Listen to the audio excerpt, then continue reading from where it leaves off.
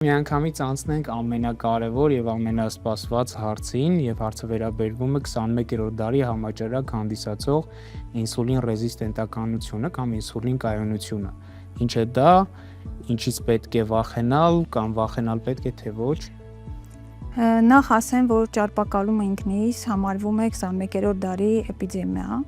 Ճարպակալման հիմքում ինսուլինոռեզիստենտականությունն է, կայունությունն է։ Դրա համար պետք է հասկանալ նախ ինչի անում ինսուլինը։ Մեր բջիջները սնվում են գլուկոզայի միջոցով, բայց նրա համար, որ գլուկոզը մտնի բջիջի մեջ, մեզ պետք է, որ ինսուլինը թույլ տա, եւ դա այն բանալին է, որը որ բացում է բջիջի թաղանթը, որ գլուկոզը մտնի ներս։ Իսկ եթե կա ռեզիստենտականություն, կայունություն, ինսուլինը չի կարողանում ներթափանցել եւ չի թողնում նաեւ գլուկոզը, որ ներթափանցի։